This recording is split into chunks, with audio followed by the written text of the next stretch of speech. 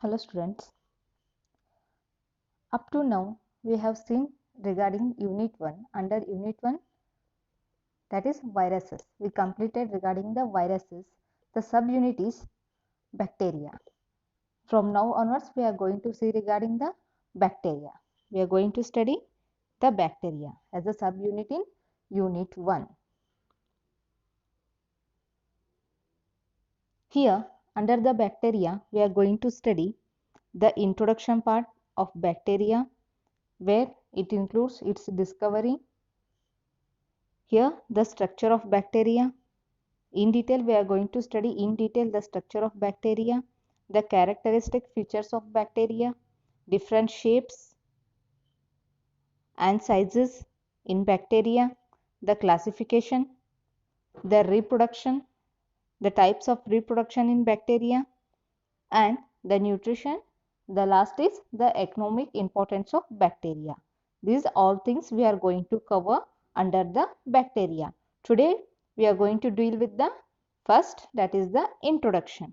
In next class we will see the structure of bacteria.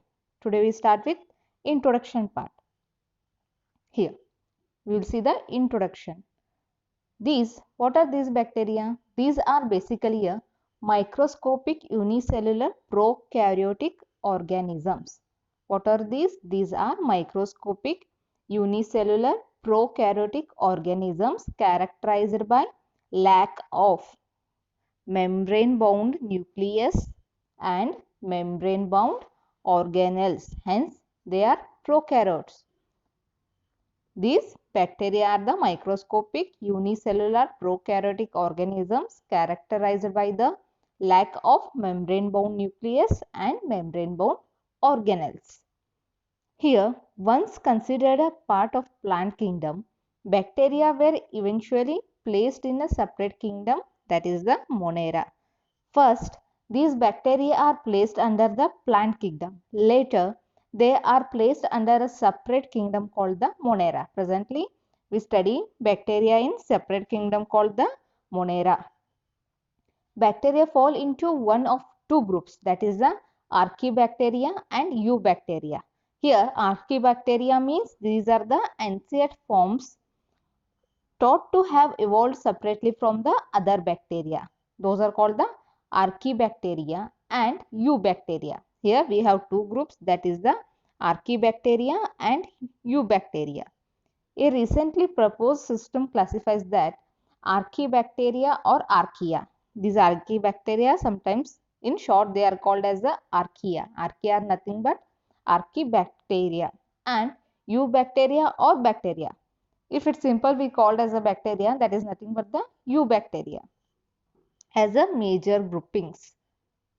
Which are those? That is the Archaebacteria and Eubacteria classifies the two major groups. Sometimes these major groups are called as the domains.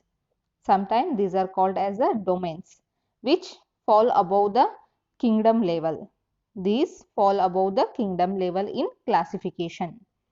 Bacteria were the only form of life on earth which exists for 200 billion years. Since the 200 billion years, we have the bacterial presence in our earth surface.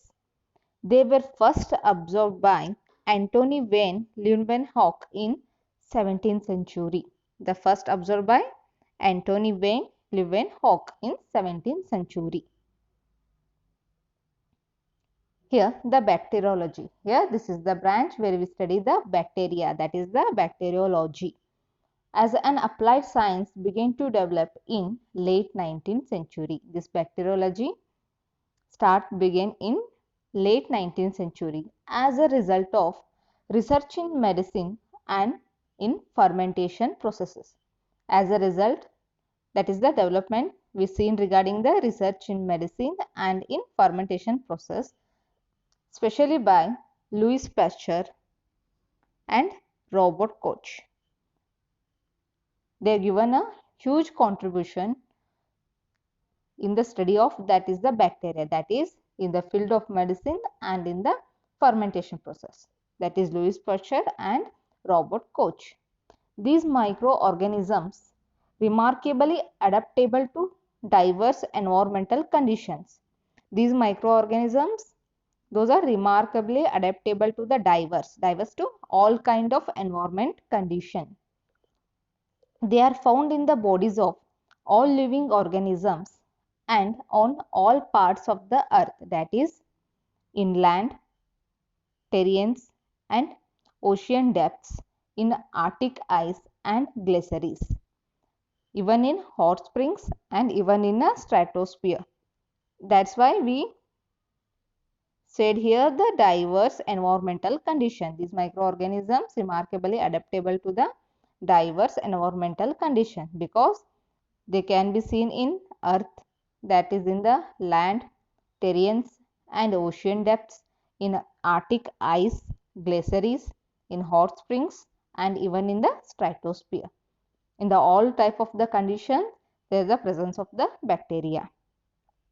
Our understanding of bacteria and their metabolic processes has been expanded by discovery of species that can live only deep below the Earth's surface and by species that thrive without the sunlight in the high temperature and pressure near hydrothermal vents on the ocean floor. Here, see, their metabolic rate has been expanded by the discovery, that is even in the high temperature or even in the low temperature. They have seen the well metabolic process in both in a high temperature, even in a low temperature too.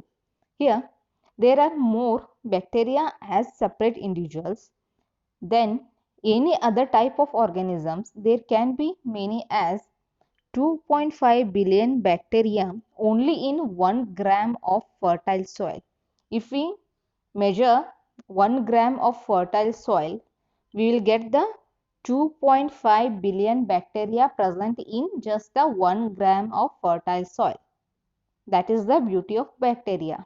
Only in 1 gram of fertile soil we will get, that is the 2.5 billion of bacteria present in 1 gram of fertile soil. This is regarding just the general introduction part of the bacteria. Tomorrow, in the next class, we are going to study regarding the detailed structure of bacteria, its structure and shape, and the what are the protein content, molecular presence of the shapes, its layer, and its function of the structure that we see in next class. Thank you.